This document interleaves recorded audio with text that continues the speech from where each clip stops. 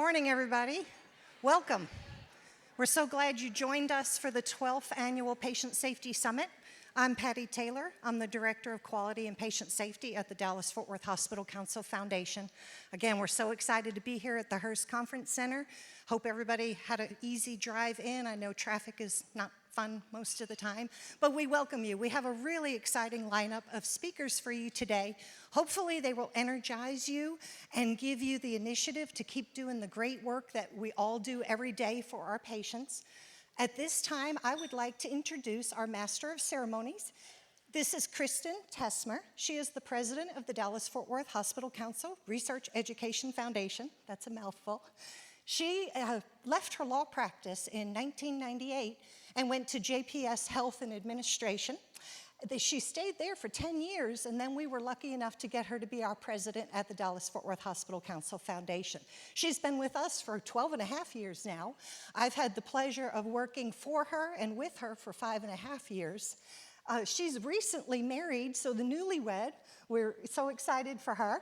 But she has a little dilemma because she's a TCU grad and has season tickets to the football game. But her husband is a Texas Tech grad and has season tickets to the football games. So they're in the car quite a bit, going to football games all the time during that season. But at this time, if you would like, please welcome Kristen to the stage. Thank you, Patty. It's good. Thank you so much for that story. That's good. Yeah. If y'all know my husband, David Tesmer, you will know why I still married him even though he's a Red Raider. So he's awesome.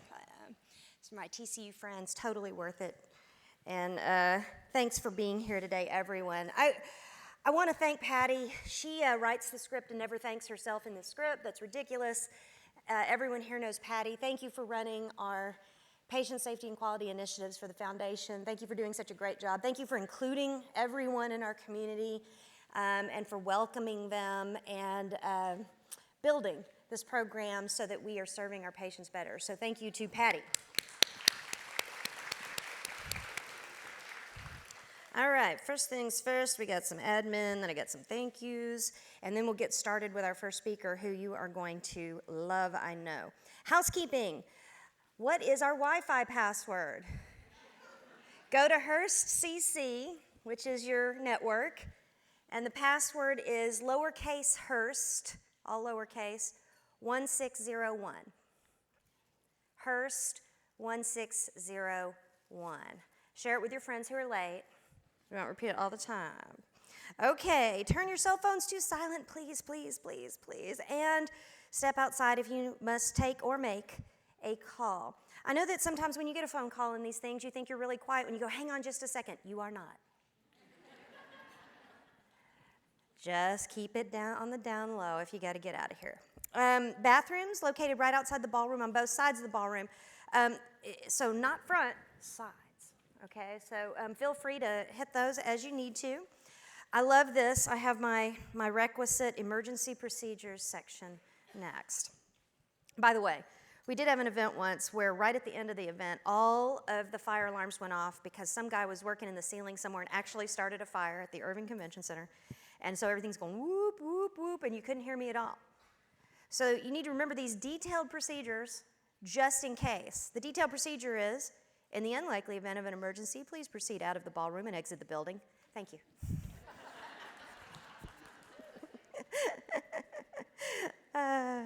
Quickly, but not too fast. There's an AED in the back of the house by the supervisor's office toward the southwest corner of this building.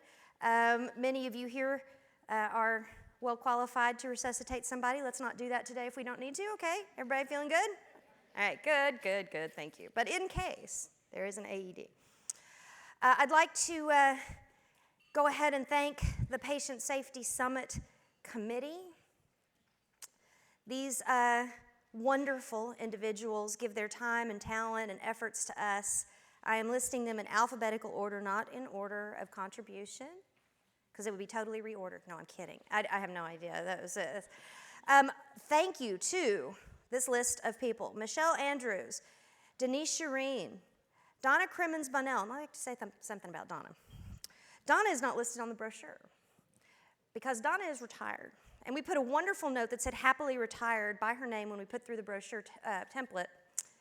And someone thought that meant that we should strike her. No, it means she's happily retired. So we didn't have her on the piece of paper, so I'm spending time on thank you, Donna Crimmins Bonnell, especially because you were not on the piece of paper. Kristen Duncan, thank you, and thank you for all your chairmanship work. Molly Hicks, thank you so much. Dina Koshi, Christy Wynn, Linda Scribner, Lisa Sanchez, Patty, of course, Courtney Thompson, Ann Van Dyke, and John Vo. You are wonderful. Thank you for all the time you give us.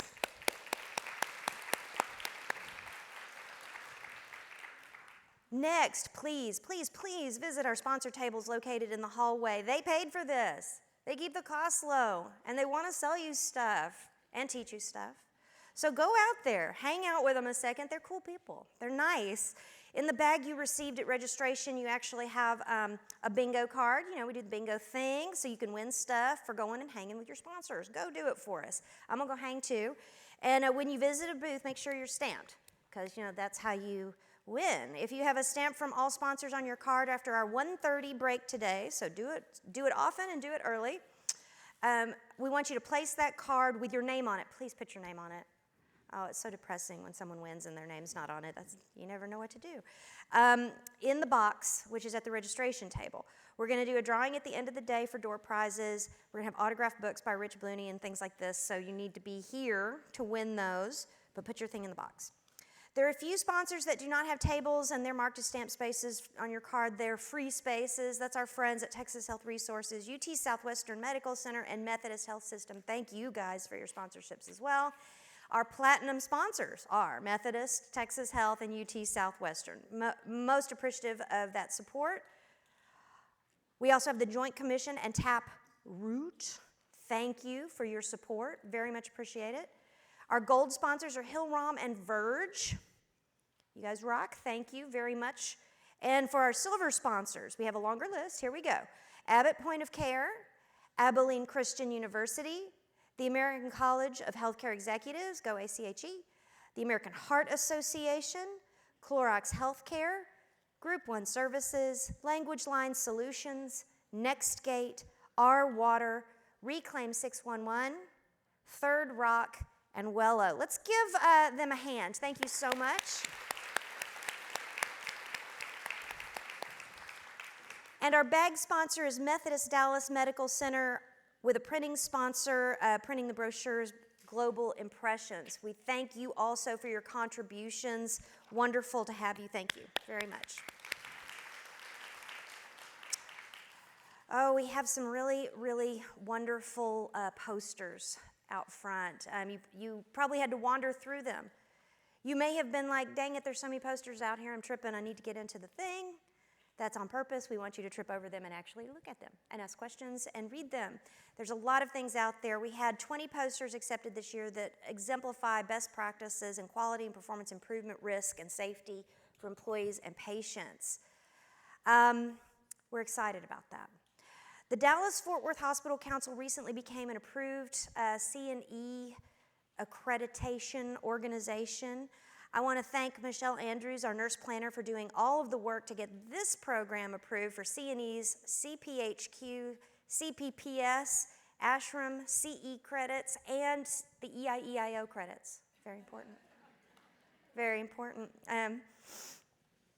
Thank you to the North Texas ACHE chapter also. Thank you so much, John, for your help there. They have partnered with us to provide 8 self-reported qualified CAT 2 credit hours for attending this program today, and we appreciate that.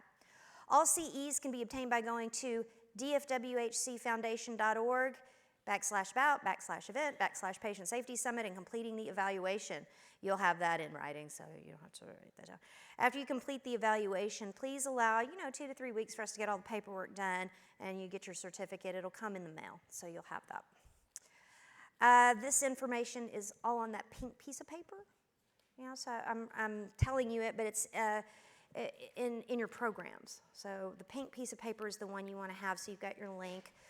You can take a picture of the slide too, or whatever, so you know what you've got if that's easier for you, if you don't like to carry paper. Please claim your CEs before September 1. Please claim your CEs before September 1. You cannot claim them after September 1. Please claim them before September 1. There's always somebody. Don't be that person. Don't be that person. Okay, thank you for all the admin. Thank you for your time and attention doing that. We're going to start with the meat of these programs today, and I'm really excited about our first speaker. Regular or extra crispy lessons from the field in addressing burnout. Regular or extra, I can't wait to hear this. Our first speaker is Elisa Arespacochaga, and I probably didn't get that quite right, but I was practicing earlier. She is the Vice President of the American Hospital Association's Physician Alliance. This is a strategic initiative that was launched as part of AHA's mission to improve the health of patients and communities. If you've been going to San Diego or doing any of the AHA's work, you've heard of their Physician Alliance, I am confident. Elisa's role, though, is to do work to build relationships with the clinician leaders as part of the alliance around physician leadership, resilience, well-being, and managing populations to provide high-value care. Sometimes those things go together easily, sometimes they're a little harder to mesh. She's going to tell us all about that today, so please help me welcome Elisa. Thank you.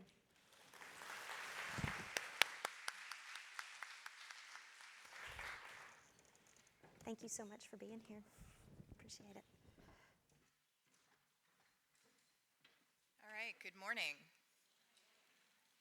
Good morning. Thank you. All right. We're here to talk a little bit about burnout. So regular and extra crispy. How do you like your burnout? I'm going to cover three basic areas. First, I'm going to talk a little bit about the national landscape on burnout and how we got where we are. Then talk a little bit about how we can make some change, and then how to bring these lessons home.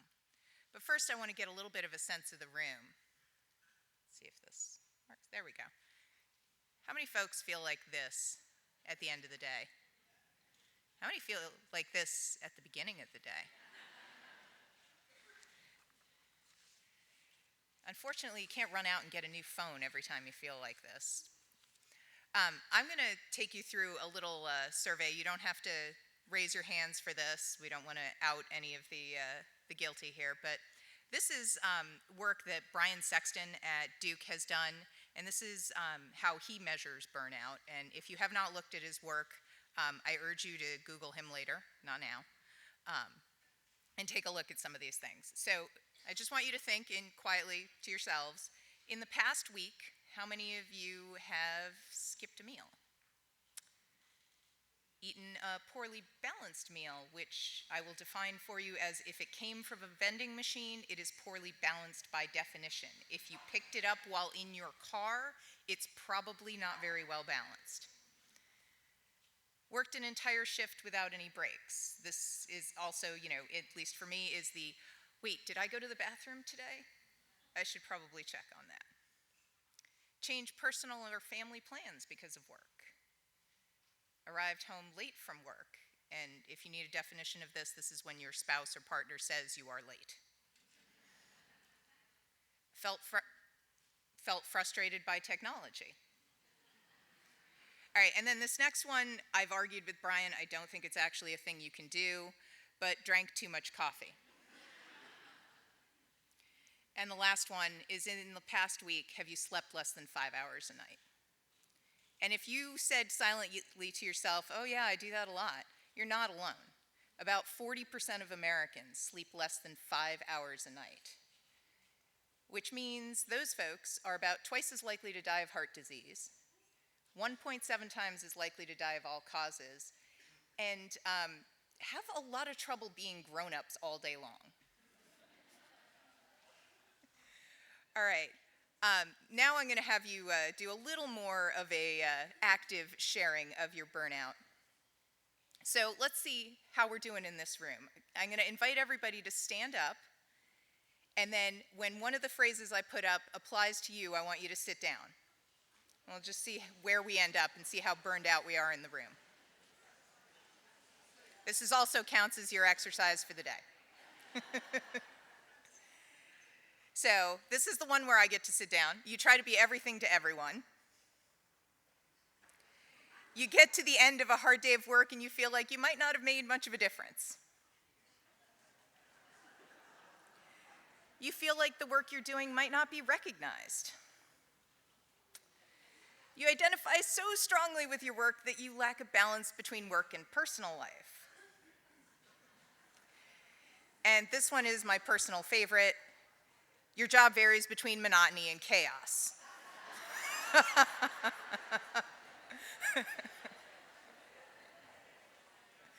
I don't think I've got anybody left. You feel you have little or no control over your work, or this one would get pretty much everybody else. You work in healthcare.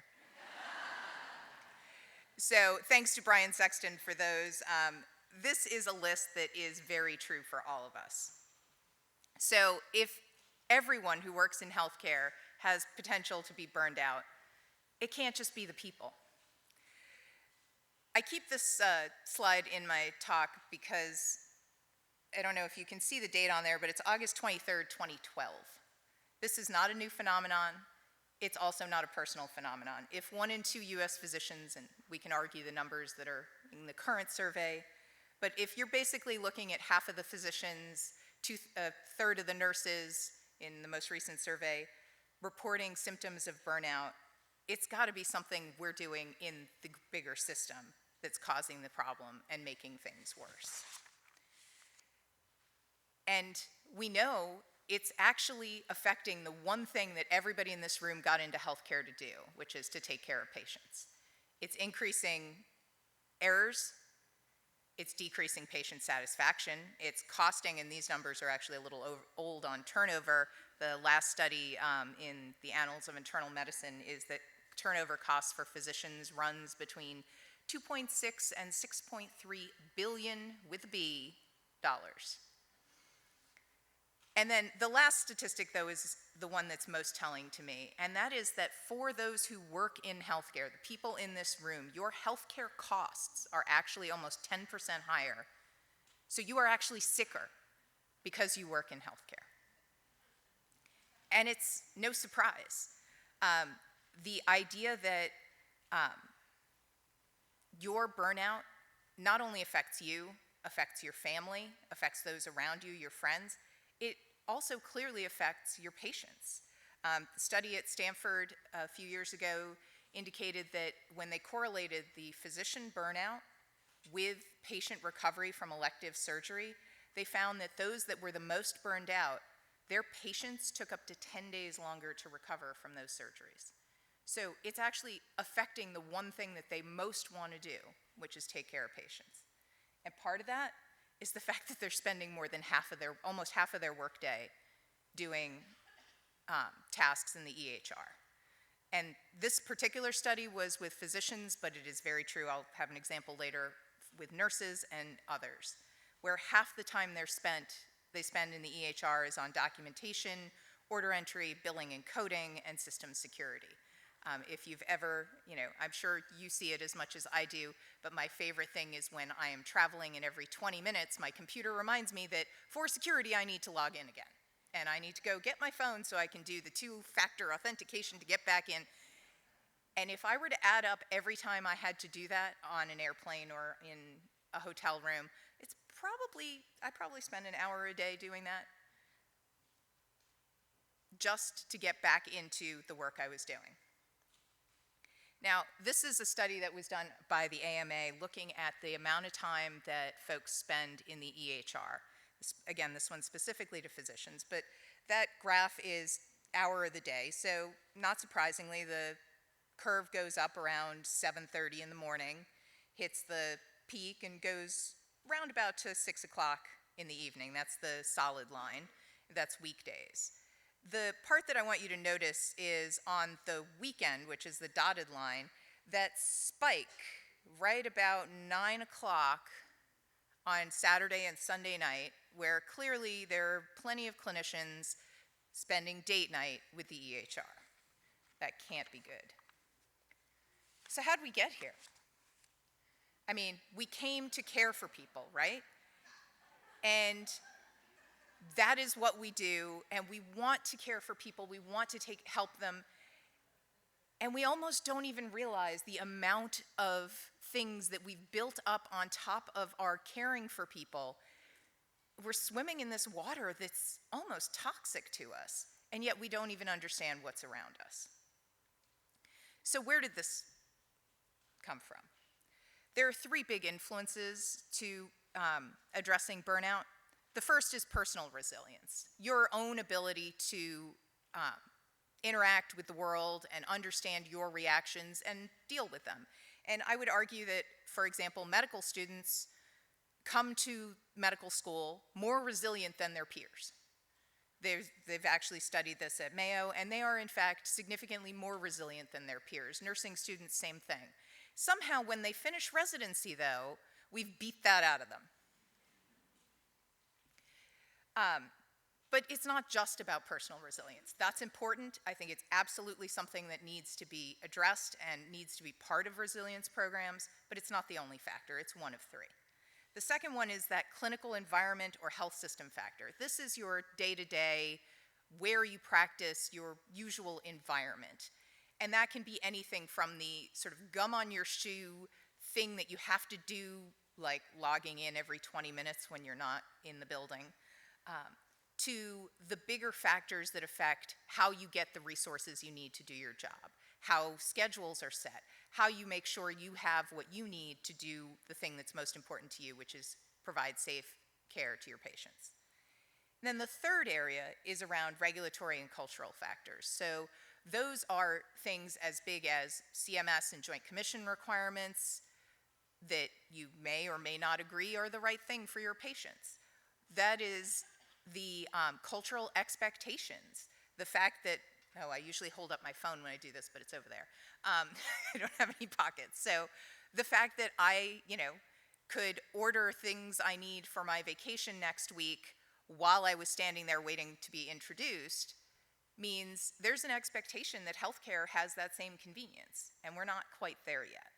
So those kinds of factors drive that pressure.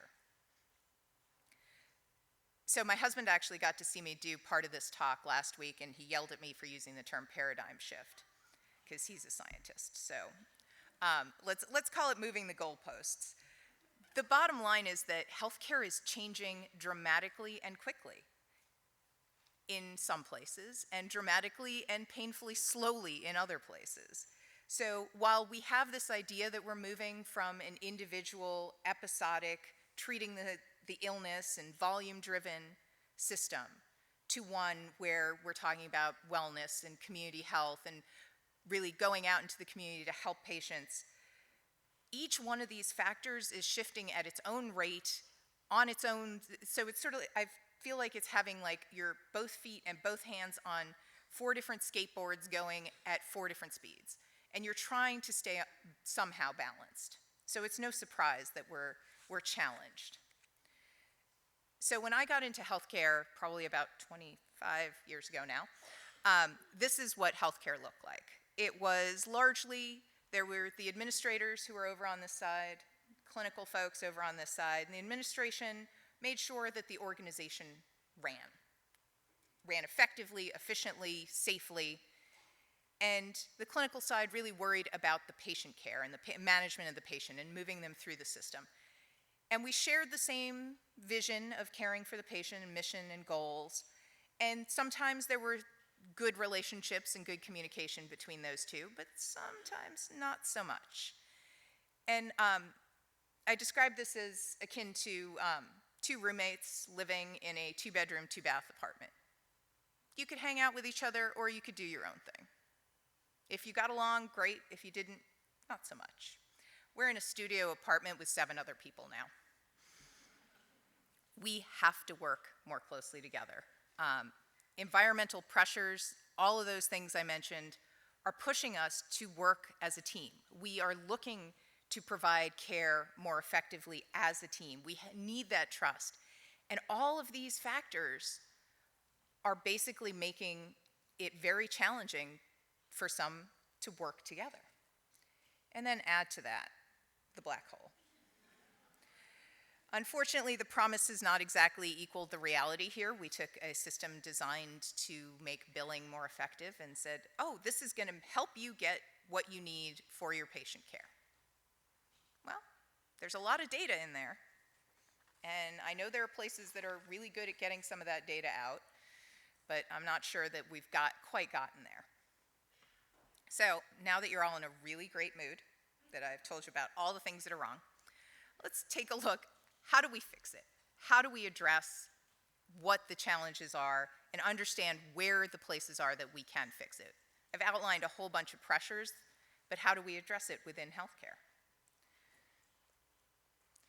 So this is from Health Affairs in 2016. The survey itself actually was conducted in 2014. Really, the important part of this, it was asking physicians what they find satisfying.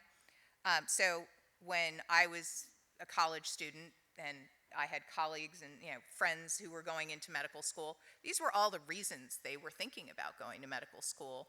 And actually, particularly that first one, the idea that this was a learning profession and one that was a continuously learning profession, wanting to help people, building those relationships, their connections with colleagues, the prestige of medicine, the financial rewards, those were all things that appealed to them. Well, in this study that ended in 2014, the only line that is actually increasing over those 6 years is patient relationships. We need people. We're there to help people, and we need to have that connection to people. All these other things seem to be eroding. So Christina Maslach, who is a professor out in California, is the one who coined the term burnout.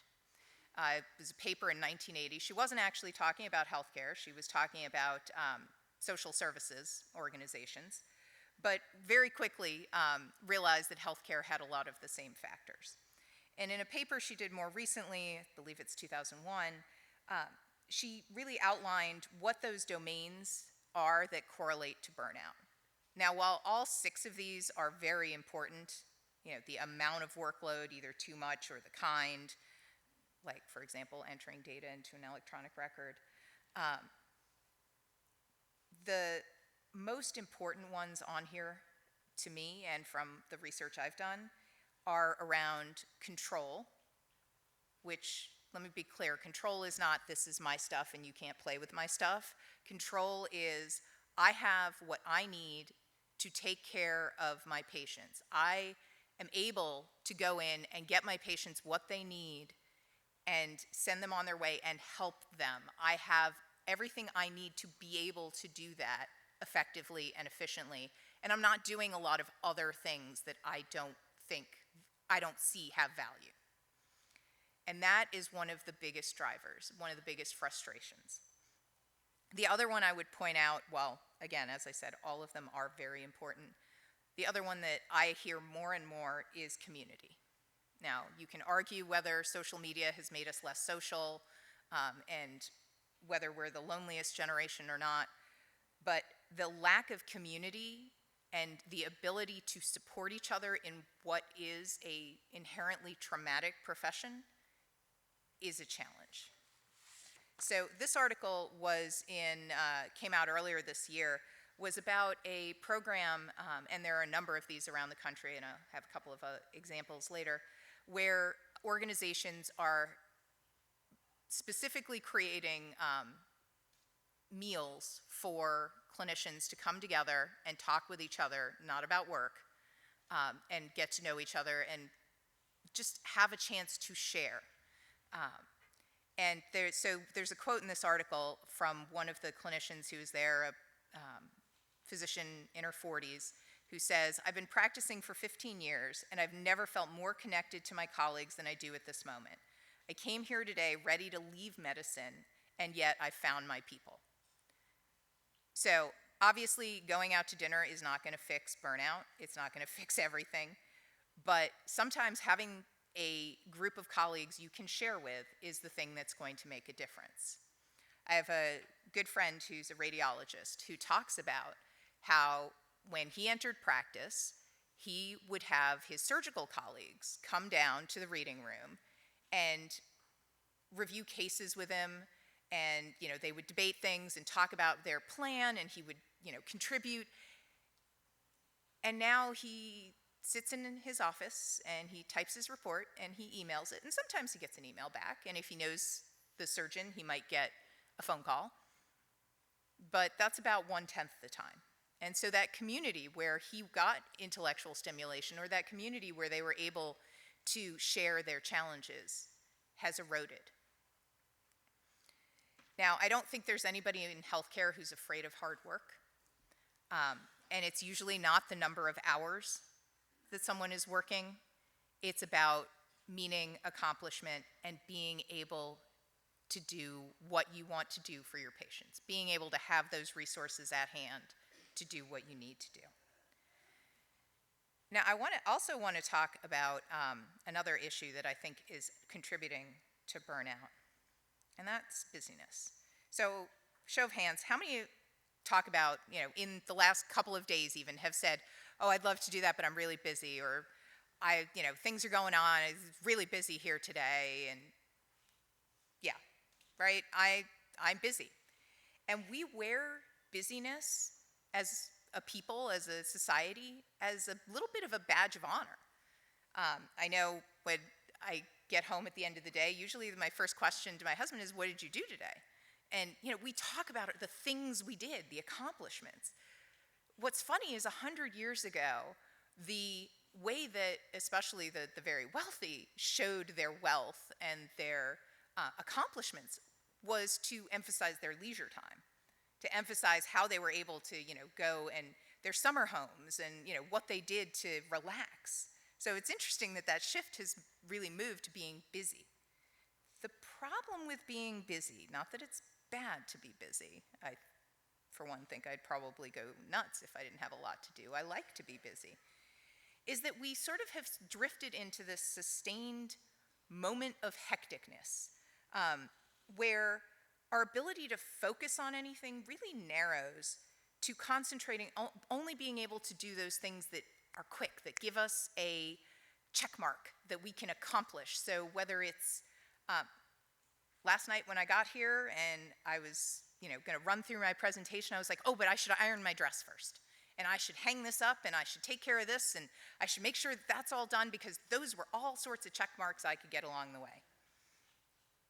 And it turns out we actually lose about 13 IQ points when we get in this sort of tunnel vision way. So not only are we just checking off the things that are maybe not as high value, not as long term, not thinking as deeply, we're actually getting dumber. So what happens is we get to the end of the day and we've checked off all these little tasks along the way and, not really chipped away at that long term and not saved the space to really think about what are those bigger things that we need to do that might keep us from running around fighting fires. Like, I just need to take care of this. So I just challenge you every time, over the next week, every time you think, oh, well, I just need to take care of these 3 things. Do you? Or do you need to maybe carve out an hour or 2 in your calendar to say, maybe I need to figure out how we change this process so that it isn't a fire drill? And I think the last challenge that comes to us in terms of busyness is that we work in a profession where we get to help people, which is one of the biggest privileges there is. But it also means that we want to give, and sometimes we give more than we have.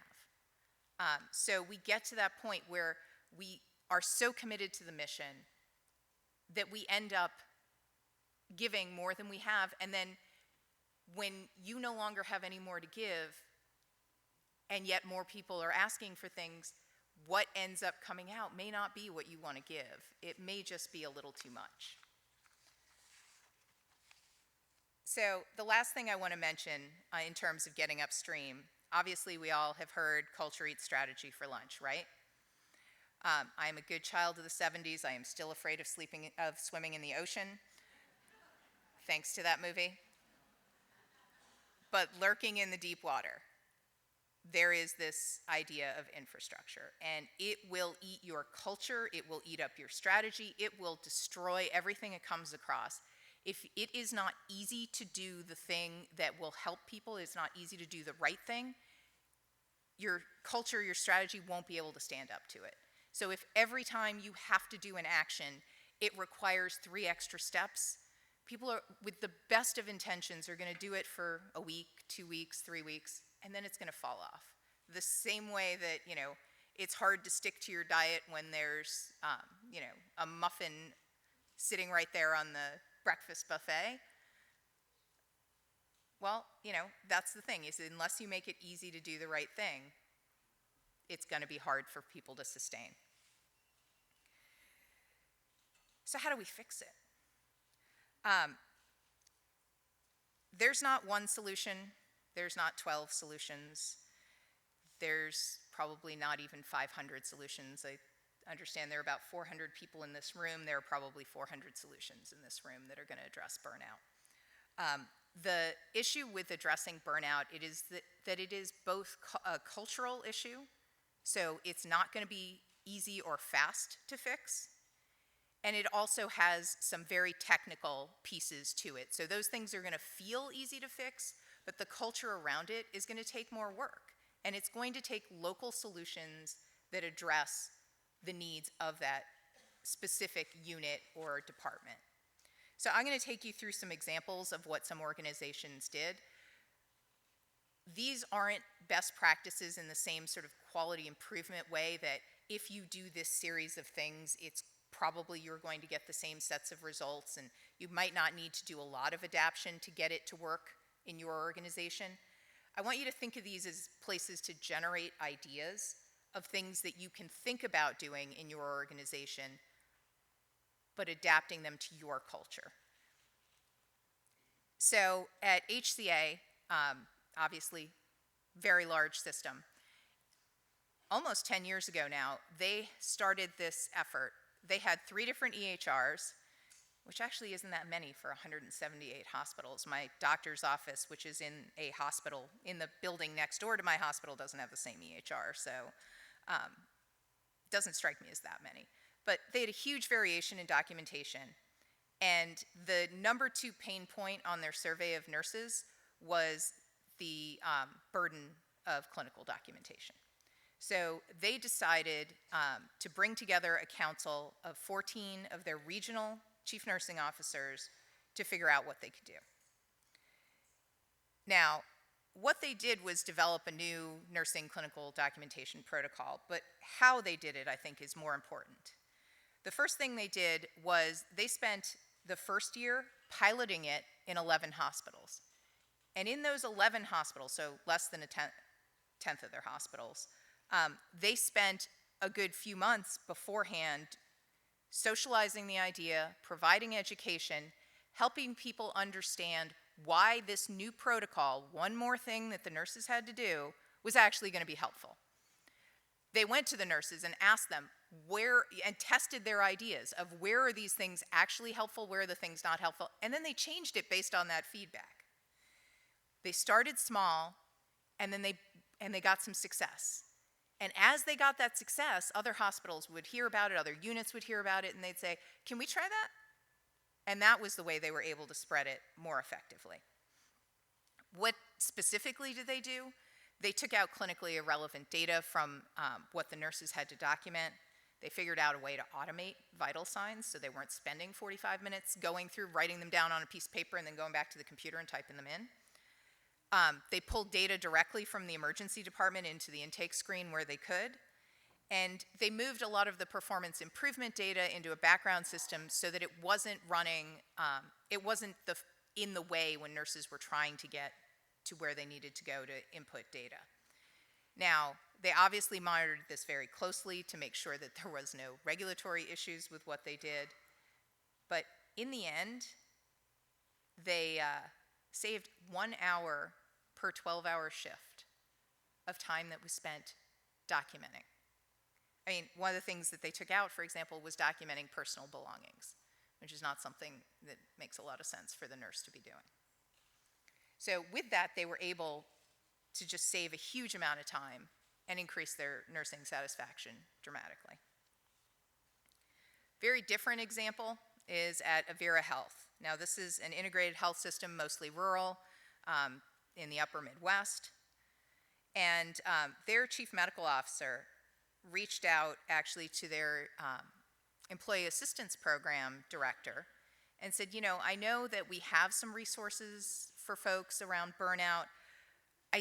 I'm not sure that folks are using it, but I know I can see that some of my team really, could use them. And turns out that nobody was using them. And then as they sat down and talked more about it, they realized, well, okay, I don't just want to be reactive. I want to make sure that we're helping people. I don't want to just go and help someone who's in crisis. I want to have those services, but I want to help prevent that crisis if we can. Now, this quote is really important because I think one of the first things Dr. Jacobs realized was this can't just be a feel-good campaign. This needs some amount of support from leadership behind it. And so what he did was actually take a look at their medical malpractice costs, their recruitment costs, their retention costs, and he sort of created a little bit of a budget for what he wanted to do. He was pretty modest about it, but basically laid out, hey, these are some costs that I think this program can help avoid. And then he tracked it. And so that the next year he could go back and say, well, actually, we avoided this many costs for this much budget. I'd like this much budget for next year, and keep growing it. So he was very much approached it from a, let me show what this can do. So what did he do? They created this program called LIGHT, Live, Improve, Grow, Heal, Treat. And really it has three components. The first is around executive coaching and addressing leadership burnout. I'll talk more about the importance of leadership in a minute, but really looking at how can we get the leaders the most help. The second is a whole suite of online resources, varying from how to address system challenges to personal burnout. And then the third part was social connections. And they did a couple of really smart things. First, they involved spouses. They said, you know what, burnout isn't just when you're in the building. You take burnout home with you. Let's make sure we help spouses connect and support each other. It created, and actually the spouse Facebook group, I think, actually has more interaction and was more successful when they first started. So the last thing they did that was very important was that they built a little bit of a roadshow to go out and take this to their 300 facilities, including 33 hospitals, and they put a face on it. So Dr. Jacobs personally went out to every hospital and every clinic and said, this is important, I'm here to support you, I don't want you to be burned out. And told his own story and told his own feelings about burnout and why to address it. So he stood up in front of his colleagues and said, this is important, we need to do this. So that's the second key point here, having a champion. Now the third example I'm going to share is from the University of Rochester. And I actually got a chance to speak at the summit in San Diego with Dr. Privatera last week. And his approach was one, as a psychiatrist, he came at this from a, what's going on in your brain when you're burned out? So I told the story to my very millennial staff of it's like the ad that was on the TV with the frying pan and the eggs, and this is your brain on drugs, this is your brain on, burnout. And they looked back at me with completely blank faces. So hopefully this audience is not going to make me feel too old. You actually remember that this is your brain on drugs. He looked at this as, this is your brain on burnout. What does that look like? And he realized that one of the things that, for example, the airline industry did in looking at human factors was, how can we help protect patients from burnout? Because it's a patient safety issue. So he tied it very closely to patient safety. And they established a business case for having a well-being program, and then looked at how do we build the well-being program into our patient safety program, and focused it there, as well as a patient experience issue. So there's a lot more detail in the case study on this one. All of these have case studies that are available on our AHA website, which I'll put up in a minute. But he took that look of, what is it that's happening to you as you're burned out? And by the way, he's got a much more eloquent article on the impact on executive function and ability to connect disparate bits of information. I sum it up as you get dumber the more burned out you are. All right, so I mentioned leadership matters. My husband's a little bit of a comic book geek, so he helped me with this one. So Superman, it turns out, is the inspirational leader of the Justice League. He inspires them, his code of ethics, his interest in saving humanity, and so forth. He inspires this group of people to come together and save the planet. Darth Vader also commands a large number of people and brings them along. He does it by fear. Which leader would you rather follow? Well, they've done some more scientific study on this, and it goes back to those domains of burnout that I shared. Shared values with your leader. Thinking your leader has the same values and the same ethics and the same interests that you do are worth quite a bit. A survey done at Mayo shows that if you, they put together a composite leadership score on 2 points. My leader treats me with respect, and my leader is interested in my opinion.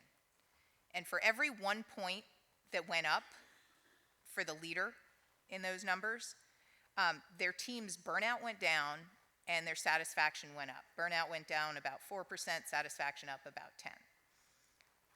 So clearly, the leadership matters. And Novant Health did a great job in proving this. So one of their physicians realized he was having some issues with burnout, and he went and worked with an executive coach and put together a program for himself. And he found it so life-changing that he went to the CEO of the system and said, we need to do something to help people, to help our people, our teams. And so there's a great quote in an article in the New England Journal that they put together where the CEO, Carl Armato, talks about how we need to care for our people first so that they can care for our patients. And that is a commitment that almost everyone at Novant, I'm pretty sure, can tell you is their CEO's commitment. So they put together this leadership program. It's a 3-day intensive program. They have it for physicians, they have it for nurses, they have it for their full leadership teams. And what they've been able to do through this programming is increase their team's satisfaction and engagement dramatically. So one of the statistics is that those who participated in the program are now in the 97th percentile in engagement. Well, they got to go to a 3-day program, they enjoyed it, they got to spend time with their colleagues. The statistic that blows me away is that for the team members of those leaders, so they did not go to the program, they just got to experience what their leaders came back as. They went from the 54th percentile to the 82nd percentile in less than 2 years. So the changes at the leadership level that then enabled those leaders to make changes in their organization and how they worked greatly improved the way the teams were functioning. So what do I have for you? I have a few resources. So as Kristen mentioned, I lead the AHA Physician Alliance, focused on leadership, resilience, high-value care.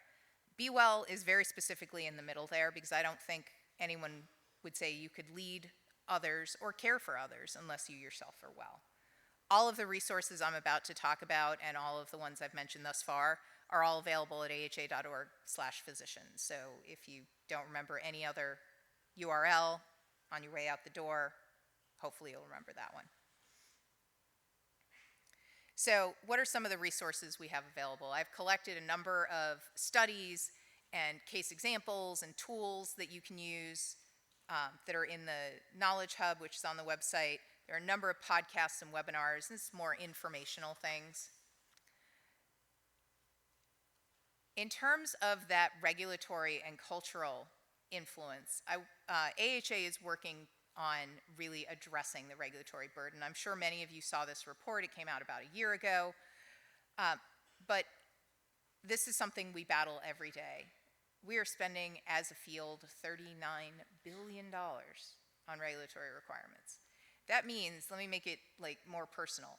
Every time a patient is admitted in your facility, you are spending approximately $1,200 on billing and coverage verification, meeting conditions of participation, and just doing the checks that have to be done. And that's before you've touched the patient, before they've even touched the bed. Once you've decided to admit them, it's $1,200 that you are spending to meet those requirements. And you probably have about somewhere in the neighborhood of 15 clinicians in your hospital who are doing that work. They're not seeing patients, they're just making sure we're meeting regulatory requirements. That's not sustainable. So there's a lot of work, and I can go into a lot more detail on work we're doing in that area. The next thing I wanted to mention is that I was so enamored with the Novant program, I actually got to go myself, and I found it extremely life-changing, and I'm not a person who uses that word lightly. We decided to partner with Novant and One Team Leadership, they're the partner who helped them, to put this program together. We've now done 5 different cohorts, nearly 100 physicians have gone through it, and others, nursing and pharmacy as well, with about 40 systems in 45 states, I believe we're up to, who have participated in this. And 201, they have described it as really being a life-changing event. Happy to talk about this program forever, but let me move on. The last thing is really the culmination of all the things I've talked about thus far, and that is the well-being playbook.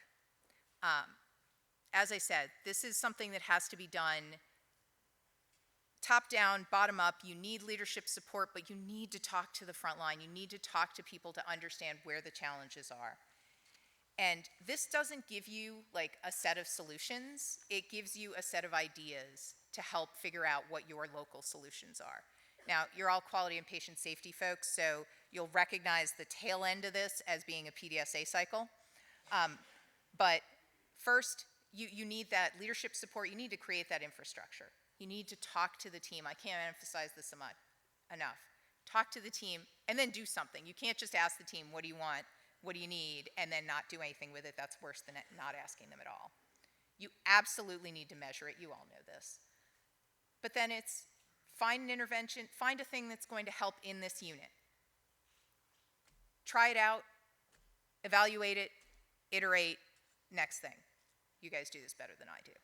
So now for each of those steps, you can, there are tools, there are case studies, there are details on, in the PDF that walk you through, this is how this group did it. For example, on measuring well-being, there's links to all of the validated tools that are out there for measuring well-being, and with descriptions of what they're helpful for. So there are some that are more focused on measuring well-being and happiness, and some that are more focused on measuring burnout. You got to figure out what the right thing is for your organization. All right, I'm going to wrap this up. The one thing I want you to really think about in this is that it's going to take a team, and that you need to involve your team, and they need to trust you, and you need to trust them. I'll take a lesson. So I'm a big Olympics buff. I watch every minute of the Olympic coverage that's out there. And now that you can do it on an app, I pretty much don't sleep for the 2 weeks of the Olympics. This is a lesson from 2008. This is the men's 4x100 relay, arguably the 4 fastest men on the planet for the US. And turn 3, they dropped the baton. You know why? Because they never ran any of the heats as this particular team. They didn't really practice all that much as a team. They were not a team, they were a team of experts, they were not an expert team. So putting forth the effort to make that team and build that team is worth it though. So the world record for one man to run the 400 is 43 seconds. For the team, it's 36. So you're gonna be faster, you're gonna be better, but only if you actually know how to pass the baton from one person to the next. Anybody know what this is? This number represents? You can shout it out. Any guesses? It's the number of hours in a week. Good job. I almost never get that answer. And before you ask, 400 is the number of physicians who commit suicide, which is the answer I get most commonly in a year. You've got 168 hours coming to you between now and next Thursday morning. I want you to take a piece of paper in front of you and just write down what's the one thing you're going to do, 1 hour of those 168, that you're going to spend thinking about burnout, doing something in your organization on burnout, addressing your own burnout, your organization's burnout, your team's burnout. Make an intention now to do one thing with 1 hour, one of those 168 hours to take it home to your organization. All my contact information is up on this slide, and I think you have copies of the slides. I am obviously very passionate about this issue. I am happy to talk about it forever. So if there's anything in here that I mentioned that you want copies of or want more information on, please reach out. And thank you.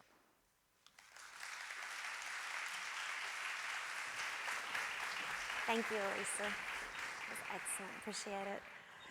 Well, I will, as I do introductions,